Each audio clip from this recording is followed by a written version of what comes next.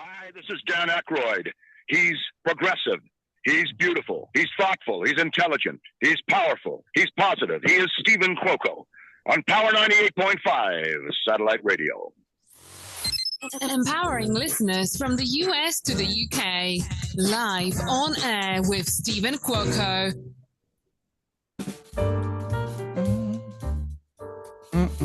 Well, good morning, good afternoon, or good evening. No matter where you are in the world, you are listening to Live on Air with Stephen Cuoco on Power 98.5 Satellite Radio and Biz Talk Radio.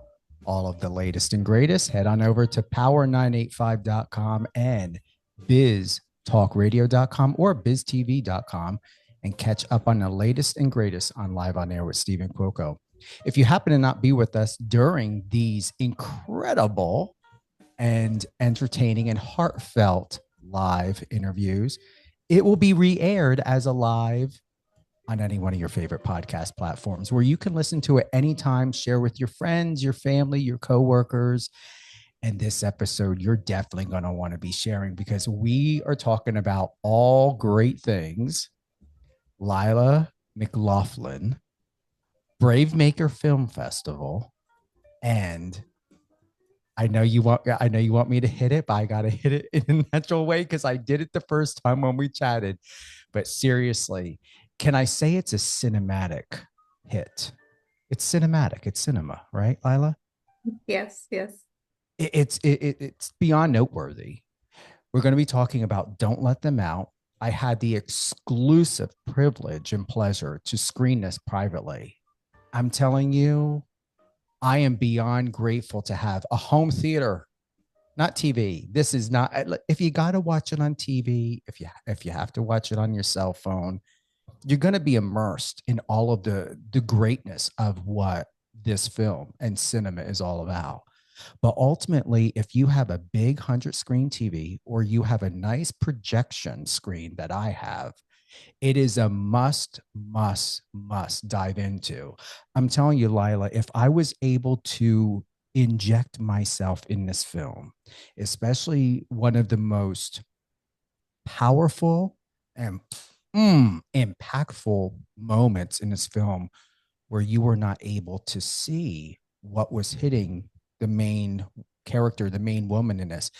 I'm telling you, you not only hit the box of nails through the board with one hammer swing on that scene, but man, I'm telling you, the level of excellence to understanding sound quality and how to impact when you're not able to see. She was not able to see anything in that dark scene. She had the flashlight, but that flashlight wasn't showing us anything.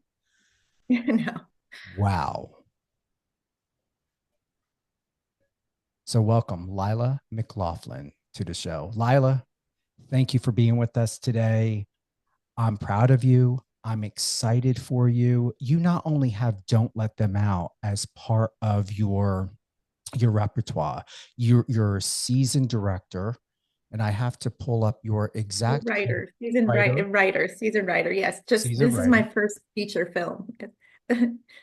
Are you also known as director and producer? I do see that added in your credit, or no?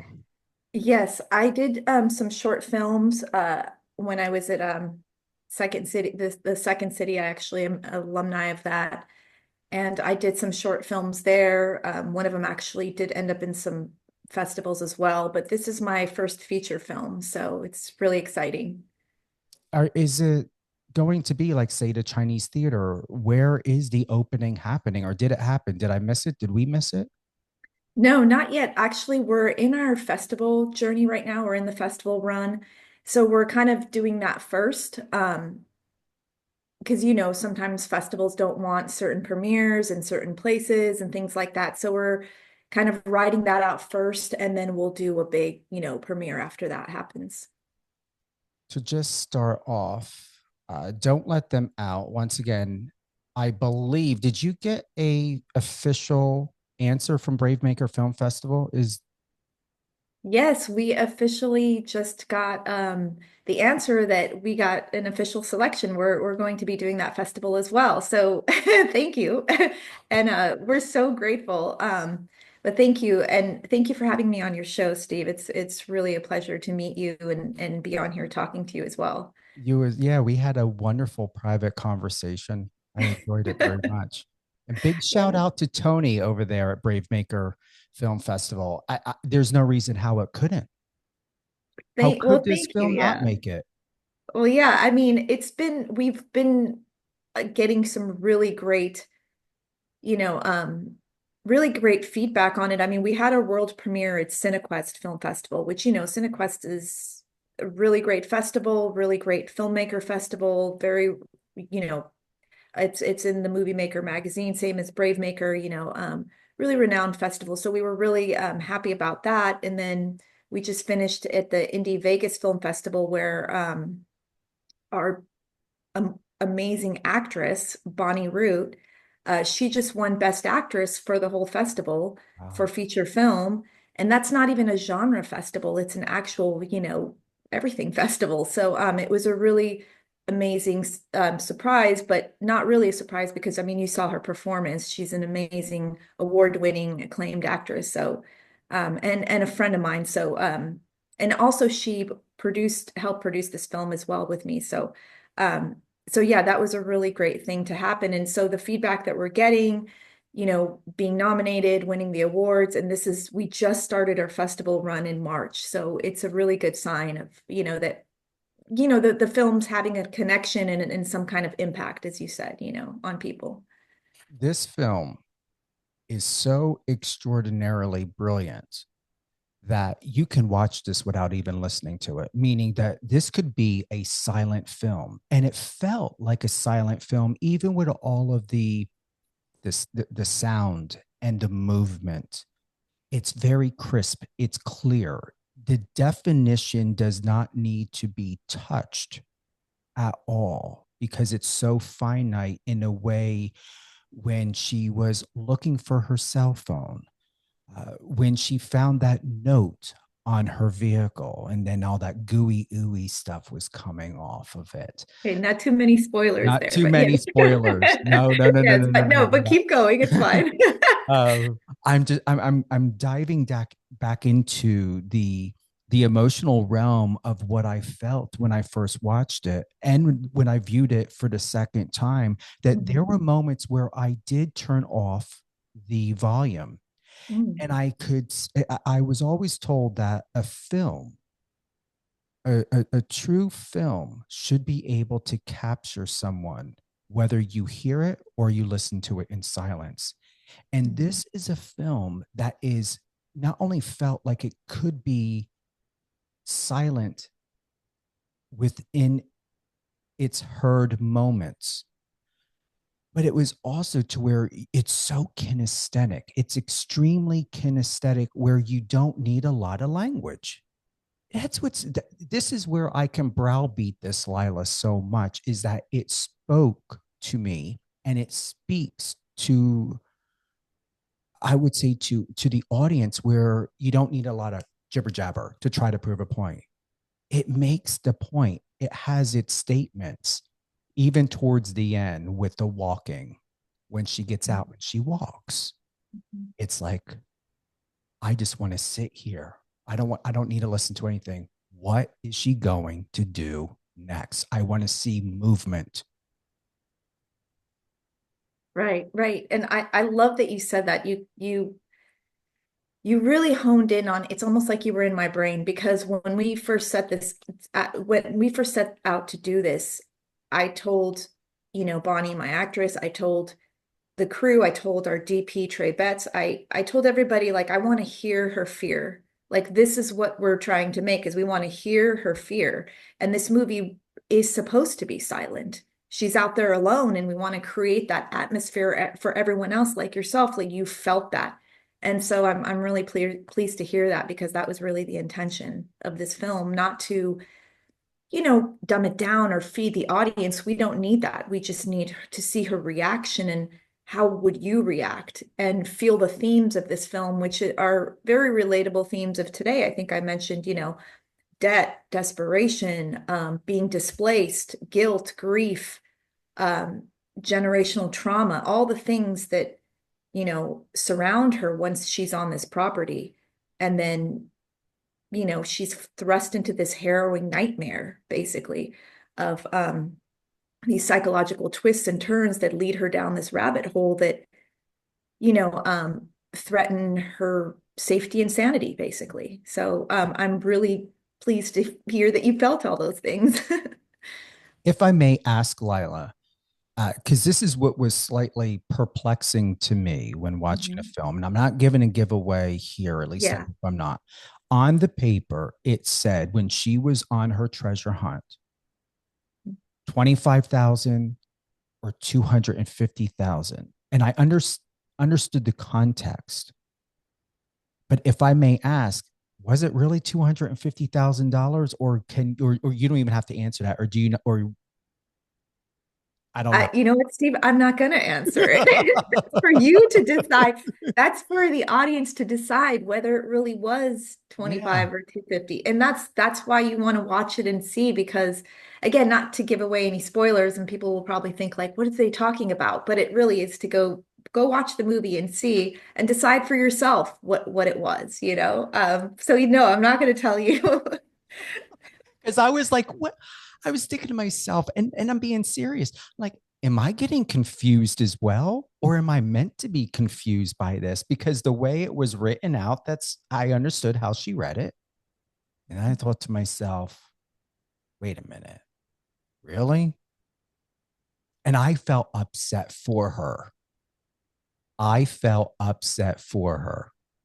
Right. Because you also don't know, is there more out there? Was that it? Yeah, there's a lot of questions. I mean, it's funny when I was at Indie Vegas, this man came up to me after, and he was so taken by the movie. It was at this giant, the Galaxy Theater. It's almost like an IMAX screen. It was so huge, and the scares hit everything, and he was so moved by it. He was like, there's more questions, and that's what I love about it, is there's more questions than answers. And so when you walk away, it's really great because there's all these conversations you could be having with people of, well, did she imagine all of this? Was it really happening? Did this, there's so many things. And so without giving it away, again, it's really for you to decide what happens and have those conversations. And if you watch it again, the more you watch it, there are some Easter eggs, laid out, and things that are a little bit spelled out, but you can really read between the lines. So, and determine for yourself what was really happening. So I honestly encourage everyone who is going to fall in love with this film or who have already watched this film, to watch it in silence. Because I'm telling you, sound isn't always our ally. It can be confusing. And as you said, like those little Easter eggs, I believe they're going to be found if you turn the sound off. But you got to watch it with the sound on yeah, first. you got to watch it with the sound and then With with the the sound. sound on first. But this And you got to second, watch it in a theater setting if you can. oh yeah. Oh yeah. I mean, this film, I don't want to be in a position to say not to watch it on your cell phone or iPad. There are iPad lovers out there that swear that rather watch something on iPad better than TV. Mhm. But man, this is screen ready. This is theater must have. I can only imagine what the lead actress would go through if or when she's at a red carpet or at a party. She's going to have to be bombarded. This isn't, oh, you did such a good job, I'm so proud of you. No, this is to where, like, for myself, if I saw her, I would be like, hi, how are you? Great. But I want answers. Yeah. You're going to have to give me answers. I know Lila's in the room. I don't want to talk to Lila. I want you to give me the juicy. I don't think she's going to tell me. I need you to tell me. I need you to give me the spoiler. Yeah, no, it's funny. No, she's also sworn to secrecy. But no, you're right. I mean, it's tough these days because we have laptops and cell phones and things like that. And one thing is, when you send out the screeners, unfortunately, a lot of these films are being watched on a laptop. And so you're not getting, like for this film, we spent the money in post. We have a beautiful color grading. We have film grain color grading, very expensive process. We have 5.1 Dolby surround, all the things that make it shine and and cinematic and moving. And so it really does dull it down when you watch it on a laptop or cell phone because you're not getting those things, those amazing things those extra things that really help to convey the story and the tone and the feel and the mood. It is color and sound, like you said, it's a whole package. And so that's why I think it's important to watch it, on a bigger screen or um, in a theater setting. Like I was saying, I hope that if some of these festivals that we get into in other cities, that people do go see it on in a theater and just see how spectacular it looks on screen. And like you said, you watched it on your big projection and you it had a bigger impact. And so I know that not everybody has access to that, but I do hope that at least they watch it on something that's not a cell phone. Well, if projector sales start going up, you may want to investigate into that because seriously, I mean, there's not a film out there that would meet to the must have to go to search online to buy projection, except for this film. You have to. You just have to. I'm going to read something here. This is from Brave Maker Film Festival, where you wrote in the director's notes, my thought in making this film included to relate and challenge our own worries, fears, and real life horrors that some face daily. With the themes mentioned, a character desperate, in debt, lacking identity, and dealing with possible psychosis. Present a character who's never been nurtured. She's been in survival mode all her life. Let the audience put the pieces together through her personality and actions, which are both deep rooted in struggle and generational trauma. Man, I'm telling you, if this came out during a pandemic, everybody would be on this because all of those notes hit. That's what it reminded me of, the pandemic. Mm-hmm, mm-hmm. All of those notes: in debt, lacking identity, dealing with possible psychosis. I mean, 2 years. Who wasn't Mm-hmm. living like that? Right, right. Was that somewhat in mind? Did the pandemic influence this somewhat? Yes, I mean, it was kind of written before the pandemic. I just and put it away. But yes, the pandemic, I did bring out this and other material that I really polished up, and I wanted to shoot this for that reason. I wanted to direct this for that reason myself because I really felt it. Yes, like during the pandemic, there was a moment where you don't even know if we had an industry anymore. The entertainment industry was really it was struggling, and it could have been like a non-existent thing anymore. And so you start to question yourself, well, what would I do? Because this is what I love to do. What else could I do? What else would I want to do? And also just the unknowns, the scariness of everything, and feeling isolated, not being able to see people. We all felt those things, and some people being displaced, and um, all those fears and challenges and things like that. So yeah, I mean that brought a lot of these emotions, but also even after the pandemic, you see people today, we're all still kind of in some way struggling. We're all still feeling the emotions of that, but it's lingered on to our everyday lives, and everyone is struggling in some way. And so I wanted to tell it through this real woman. This woman is, not a 25-year-old, the normal you see in like a horror thriller film or whatever. This woman is a 40-something woman. She's had a tough life. Um, she's never really had a win in her life. And so she goes to this property that she inherited thinking that this is her win. She's going to sell it. She's going to make some money. She's going to have this better life. And unfortunately, what happens, terrifying events ensue. So it's kind of those things that those expectations that we also have in life. We have very high expectations for things to go our way, and sometimes they don't.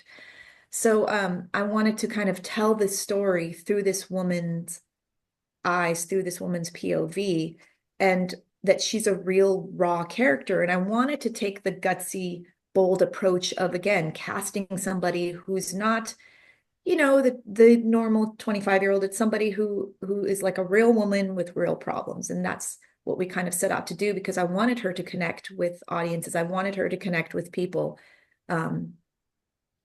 based on, her actions and things like that. Everything you mentioned in my statement, basically. The process of making a film as your first feature, you touched on it, Lila. Mm-hmm. Would you like to expand a little bit more? Yeah, it's the most amazing feeling. It's the most amazing thing. But I always say it's the most challenging and the most rewarding. It is like being on a desert island by yourself and having to climb this gigantic mountain to get off of it, basically. That's in a nutshell making a feature film. An independent feature film where you don't have the security and safety net of a studio, to bail you out at any point. No, this was like a pretty raw independent filmmaking. But I loved it because I learned so much. I would have never learned this much just being a writer or on set or not doing it.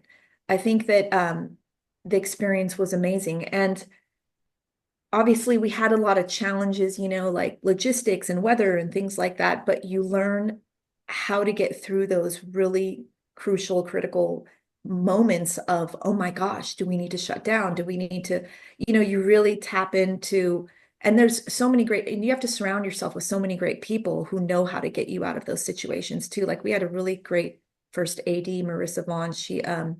She knew how to schedule a film very great, so that we hit our days and things like that. So it was very challenging, but again, having the right people helping you along the way gets you to the finish line as well. So I don't know if that was answering all of your question or all your points, but I would say the other thing I would say too is it's incredibly difficult to make a feature film, especially your first. Obviously you have to bring in investors and things like that, find the funding.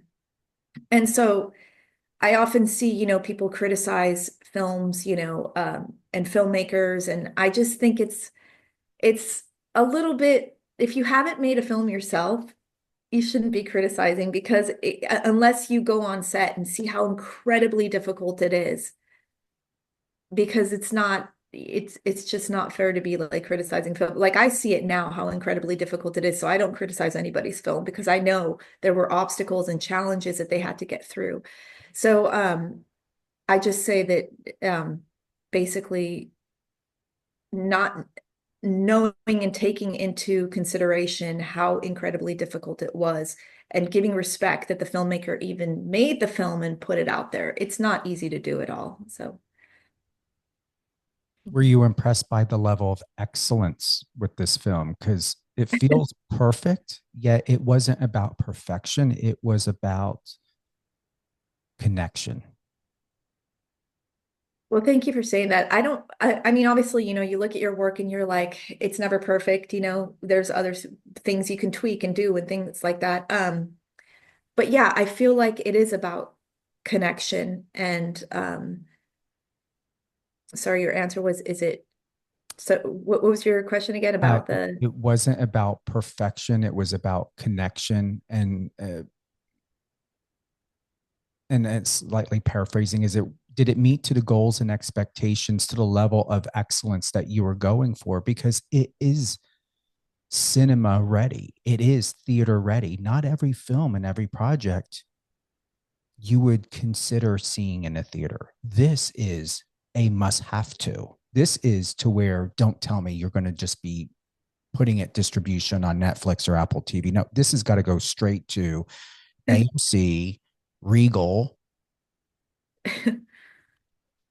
I mean, I hope that we definitely do get, we're in the festival rounds right now, and we have uh, several sales and distribution. They have reached out to us. So hopefully we're still getting a few more and things like that. So hopefully we do get an opportunity to have some kind of limited or small theatrical run with this. I think, to your point, yes, it's absolutely effective to see it on a big theater screen, as we mentioned before too. And yeah, I think that for a first film, I think I did a pretty good job. I don't, yeah, I mean, if I had millions of dollars, it would be a completely different film. Obviously, we know, because I would have a lot more at my disposal. But for a first film with the limited budget and, like I said, the challenges of independent filmmaking, I think it came out pretty good, and pretty effective. If it's connecting with you and connecting with other people and getting into festivals, I think that we can all kind of be proud of what we did. Wouldn't you say, and I've had this conversation before with directors and actors I've interviewed, isn't it a bit cliche to think you need millions of dollars to make a film when realistically there are people who make films, high quality films or short films in 24 hours because there are uh, uh, festival runs of 24-hour film, and they look like it was $500,000 had been put into it, and I'm being told no, 5,000, 10,000, 8,000. So isn't it unrealistic to think that you need millions? My question is millions of dollars to make a film.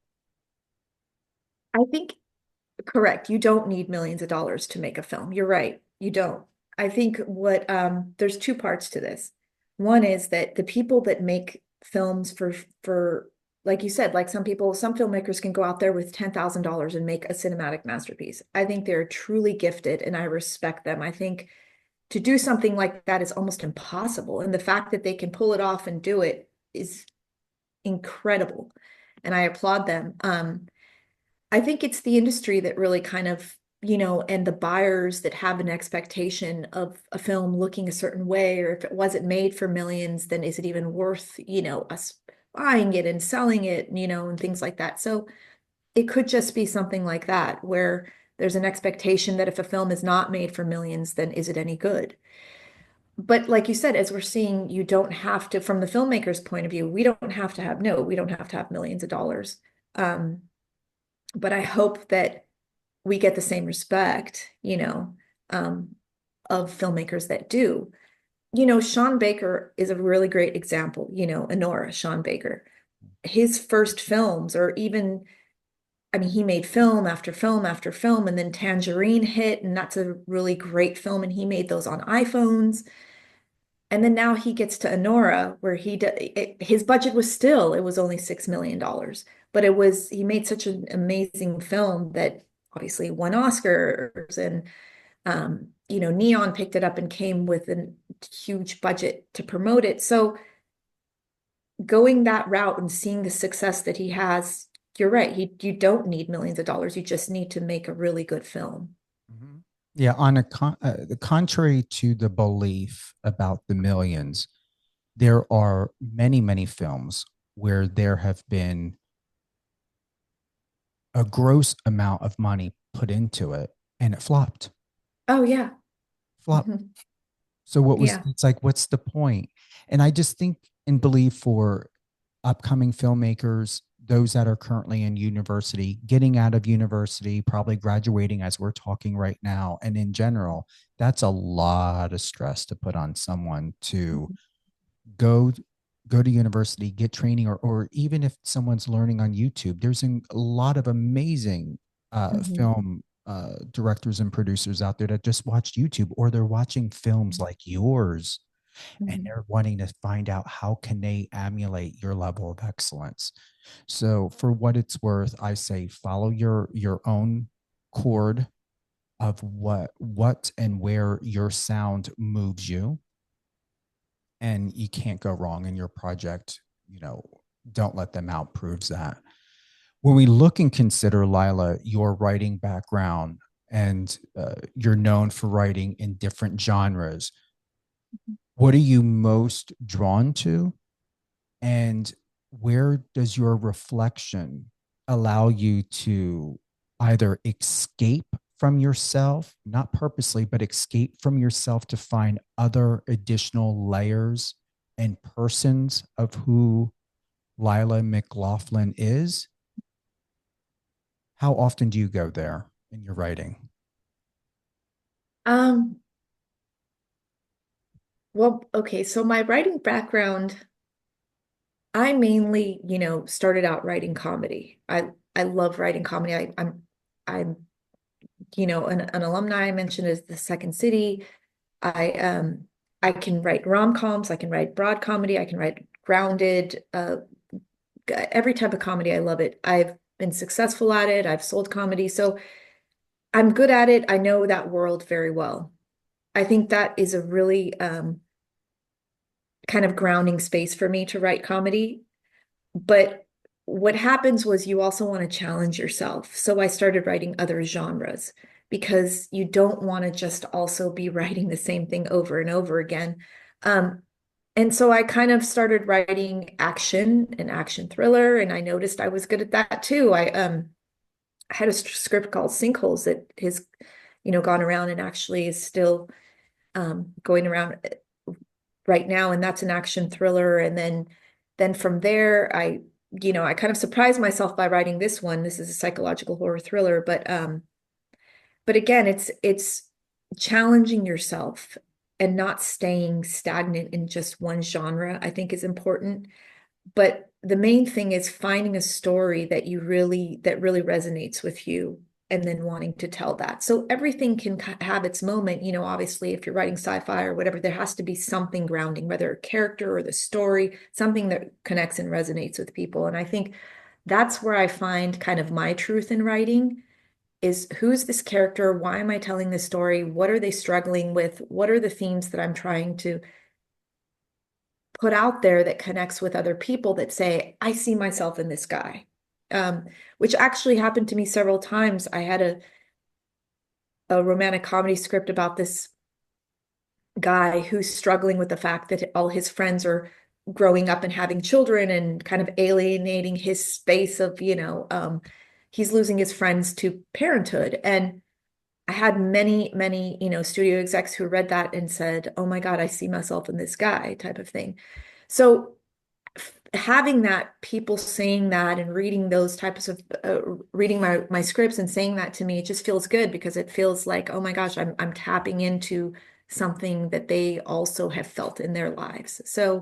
Um so yeah, I hope that answers your question, but I've really found that getting out of my comfort zone is now my thing, and to write different genres. I still love comedy, I still write it, but I've noticed that I actually now love the horror thriller space and I love the thriller space. It challenges me in a way that's exciting. So yeah. The I should remember her name off the top of my head, and you may know it.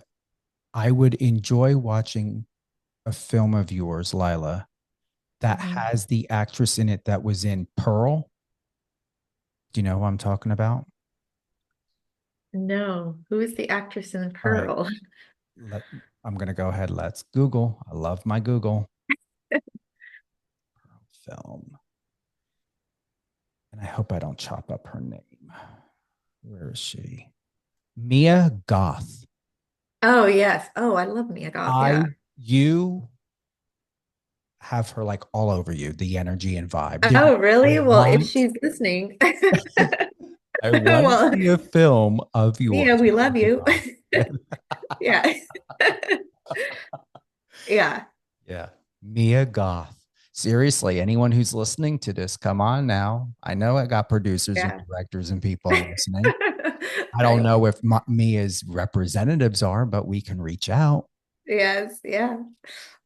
I would love that. No, she's amazing. Yeah, no, I would love to do yeah, anything with an actress like her or similar for sure. Mhm. You wrote, when did you write this?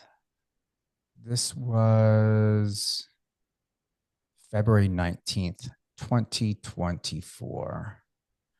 I've always been a storyteller, writing short stories or scenes all through my youth to teen to adult years. In college, I went with a traditional major, political science, having no connections to the entertainment industry. I decided maybe I should become a political speechwriter with visions of one day crafting influential speeches for the president. But after taking a few film classes, I added film as part of my major. I was hooked on the idea of film, not just as an art form, but also an influencing tool for storytelling. My focus quickly shifted. A speech is easily forgotten, a film is forever. Mhm. I Mhm. said that. Yep, a film is forever. Forever. I love that. That's beautiful. Thank you. How do you feel hearing that you wrote that? I'm like, wow, I can't, I was I still stand by it. I love it. No, I I do feel that strongly, and that really did have an impact on me. Is like like you just read. I I've always been incredibly like maybe overly ambitious a little bit, where I'm like, well, people need to see something that they really feel and connect with and things like that. And maybe it is the presidential speeches or things like that. But I soon realized that no, it's film. And I remember seeing, all the films that you see in college, like The Manchurian Candidate and Casablanca and things like that. And they're so timeless still, you know what I mean? It's just they just are so amazing in that the message is still relatable today. And that's where I really felt, okay, a film is forever. And that's what I want to be doing. I want to put out something that, 50 years from now, somebody watches and it still kind of resonates in some way with them. Um, so I do still feel strongly about that. I mean, we watch films all the time and in a theater sometimes, and we're like crying, and we're embarrassed. We're sitting next to a stranger and we're like crying, but then you look at them and they're doing the same thing. So it's the human connection too that I kind of want to get from filmmaking, you know? I don't know. So those words ring true to me. Maybe it's like tattooed in my brain, but that's how I feel.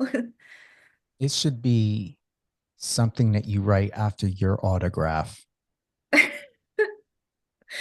I'm sure. I love it. I'm sure I didn't make that up, but like I maybe I did. I don't know. We'll have to Google it to see if anybody else has ever said that.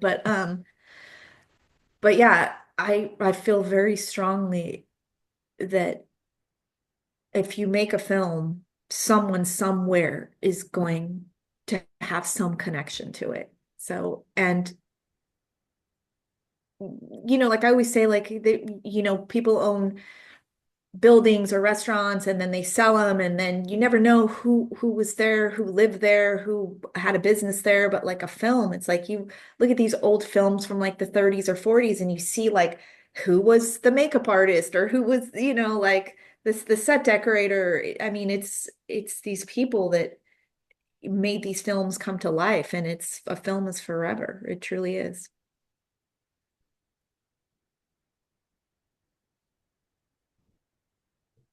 Fast forward, this is what you wrote, quote, fast forward to today, my main focus is creating more female driven content.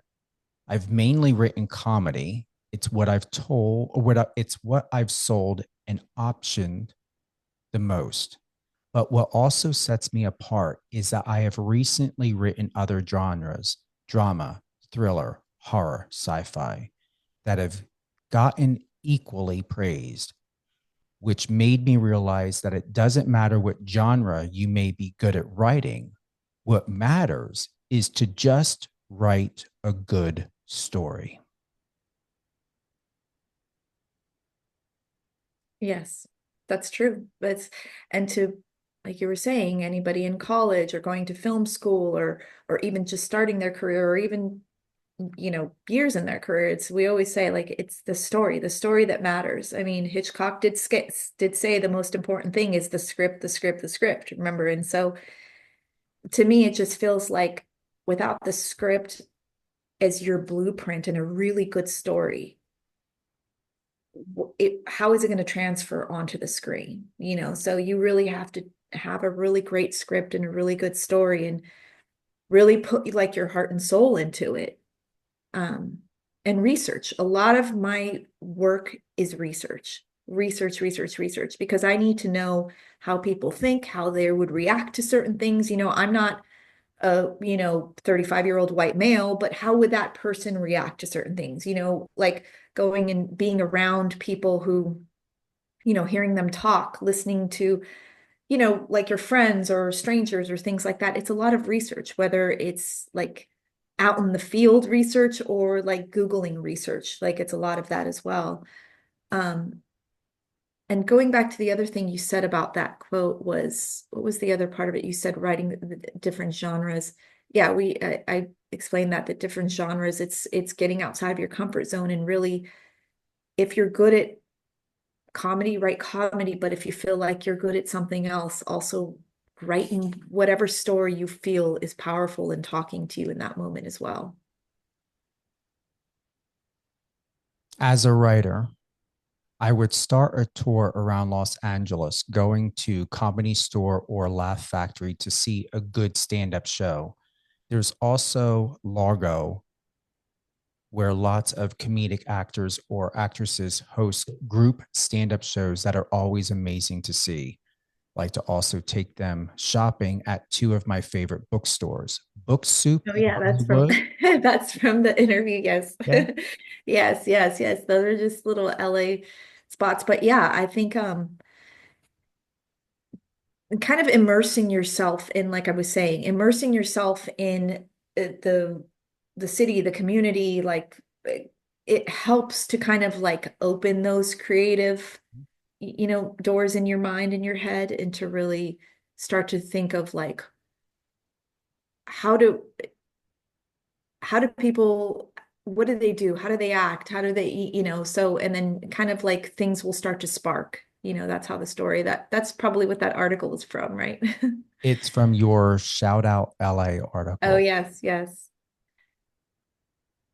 I learned a lot of good things about you, a lot of good gems, even reading this and seeing your reaction, your response. Because once again, this was back in what, February of 2024. So that was over a year ago. Mhm. Right? That's That that's was right. Yeah, that was right before we shot this movie. I mean, we shot this movie in March of 2024. Yep. This was Um, February 19th, 2024. yeah, that was when we were in the throes of still pre-production. It was, yeah, and we shot Don't Let Them Out in March 2024. Um, we just finished it in March 2025. So that's the other thing too, was getting it done in such a quick manner was really a feat. You know, I mean, it wasn't quick. I mean, it took a year, but still, you know, usually sometimes films take much longer to come out. But I think it was important for me to continue and see it through, you know, like have it not just sit and marinate, but really like I wanted to tell this story and have it come out and people see something that I've done and something that I've directed. The other thing too is you mentioned something about um, women's voices, and I think it's important behind the camera and in front of the camera. It's why a lot of my storytelling has kind of now touches more on female leads and things like that. I want to kind of tell those underrepresented stories and shine a light on those underrepresented voices. So like the next film I'm working on is actually a psychological thriller with a female lead again. And so it was important to kind of come at this from, okay, this was female written, this was female directed, this was female produced, and it's female starring. It was very important for me to put something out there that was like, that is my first film. Just to say, yes, I can do this and take it to the finish line. I can execute something. I was doing, I can produce something where I've worn the hats of pretty much everyone on set, and everyone, pre-production to production to post-production. I know how every department works. I know it was really important for me to do that, especially as a female too, because I want to be able to be knowledgeable and be able to talk to people and know what I'm talking about. You know what I mean? So it was important for me to do all that. How does it feel considering where you were February 19th of 2024 and now today? A lot's changed and grown within you and outside of you, hasn't it? It has. It truly has. It's funny you say that. You must have seen something in the, yeah, it truly has. I don't, you have this, it's almost like you can, in a way, like, exhale. It's weird. I don't know how to explain it exactly, but it's like an exhale, you have this amazing, it's like your eyes are opened and what things, how a movie comes together and what it takes. And then also your personal strengths and how it pushes you to go to the depths of areas where you didn't think you could do this, or, you know, um, in some aspects, it makes you in a way surprised that you had this kind of strength to get through certain things that you didn't think you could get through. Like I said, there was a lot of challenges to making a film. It's not easy. But there was a lot of obstacles too. And sometimes you're like, what am I going to do? But you get through it. And then you're surprised that, wow, I got through that. And now I have the tools to get through these other things in my life because I got through that. So yeah, it's incredibly rewarding. And to see myself before and after is, I would hope that people think that I've grown and changed. I think that I have. So I think that is the takeaway, that I hope that people get to do something that is out of their comfort zone to really challenge themselves and grow from it too, and see it as a learning experience and a rewarding experience. Is there anything else before we close out, Lila? For those that are tuning in here on Live on Air with Stephen Cuoco on Power 98.5 Satellite Radio, we have writer, and you also carry the credit, if I may say it, of director and producer, Yes. Lila McLaughlin. I keep checking in with myself that I'm scared I'm going to chop up your last name. No. But I did it. I did a good No, you job. did not. It's good. It's almost like, can I have someone in this ear repeating the name over and over again so I don't mess it up? I believe in not chopping up someone's name. You never know how you can see it or read it. We touched on a lot of things, but I know it was important to you, and we've covered it a couple times, but just in case, Lila, once again, we've got writer and film director and producer Lila McLaughlin with us. Her latest and greatest film that is a must see. No matter how you watch it, just watch it. But if you can view it in a theater or theater setting, you have a projector, don't let them out. An extraordinary film, movement, impact. It's deliciously and profoundly intuitive and empathic. You needed a lot of empathy and intuition for this film, because there's so much movement standing still internally, and movement, a lot of movement externally, but it goes so well together. Seeing it in the theaters, and then also at the same time, Lila, is there anything that you feel is extremely important in today's age, since we are now in 2025, compared to 2024 that you've learned, but you feel that it still needs talking points in general, whether it's women, it's equal collaboration? What should we still talk about when we think about filmmaking, watching it in theaters, but also being a great support system for each other? Wow, I think that's a great question. I have two parts to that. One is the on the filmmaker side of it, really important, like you said, empathy. The empathy of things, women, whether behind the camera, in front of the camera, and really understanding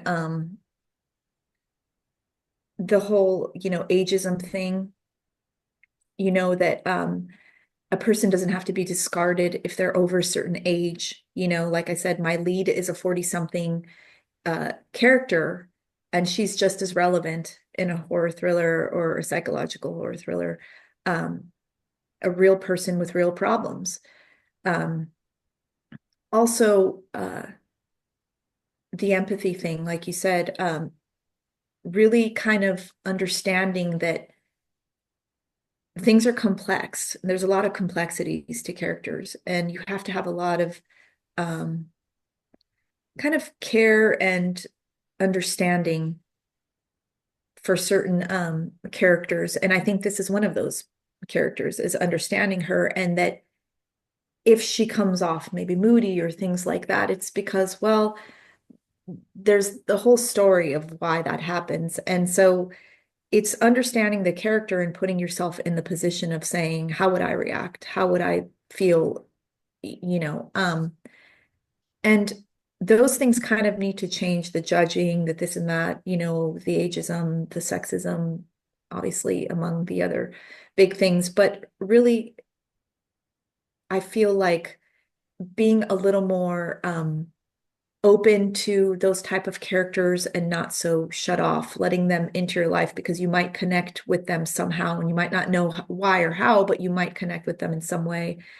The other thing too is I wanted to mention that it's really important as a filmmaker to have a really trusted village around you.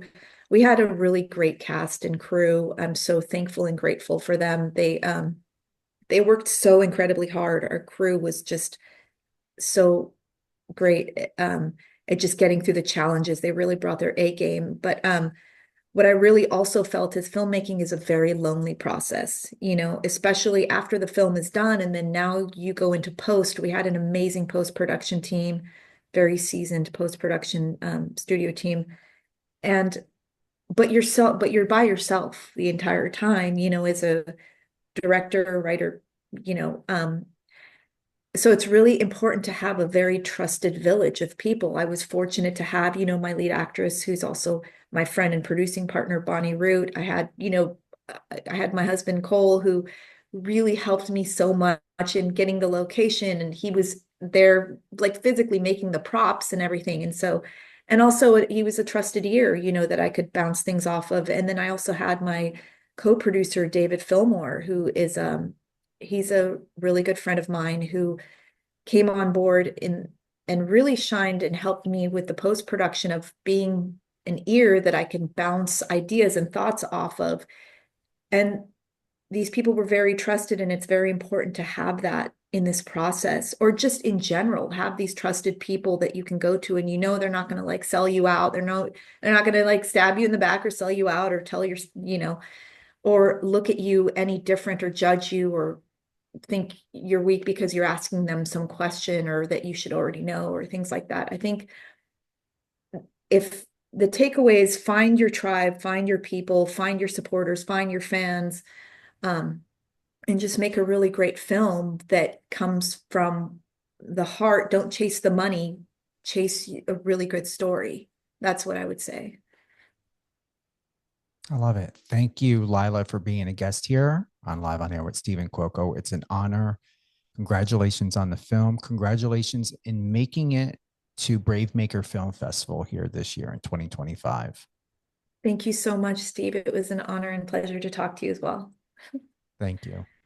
And thank you to everyone. And remember, In order to live a fulfilling life, find people and be amongst people that are going to help you grow, that will challenge you, but challenge you in a good way, If you're not growing independently and amongst a community, change the scenery, change the location, change your thought, change your attitude. Either way, we are here to evolve. We're here to expand. We're here to learn. And we're also here to inspire. Enjoy your week. Friend us on your socials and let's connect.